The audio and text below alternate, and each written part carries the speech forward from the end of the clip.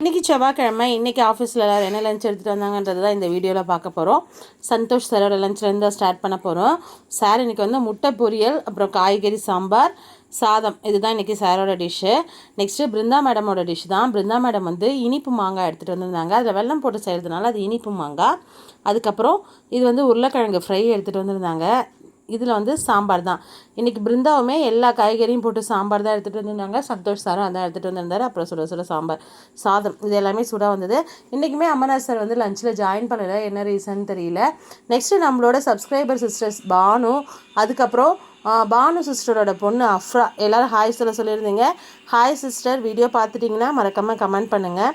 Next என்னோடய lunch என்னன்றதை பார்க்கலாம். நான் வந்து இன்றைக்கி பாவக்காய் காரக்குழம்பு வச்சுருந்தேன். லாஸ்ட் டைம் வந்து வீட்டில் இருந்த செடியில் இருந்த பாவக்காய் போட்டு காரக்குழம்பு வச்சுருந்தேன். அது அவ்வளோவுக்கு கசக்கவே இல்லை. அதே மாதிரி தான் இன்றைக்குமே காரக்குழம்பு பண்ணலான்னு சொல்லிட்டு பாவக்காய் செடியில் இருந்து தான் பறித்து பண்ணியிருந்தேன். அது குட்டி குட்டியாக இருக்குல்ல, அந்த பாவக்காய் தான்.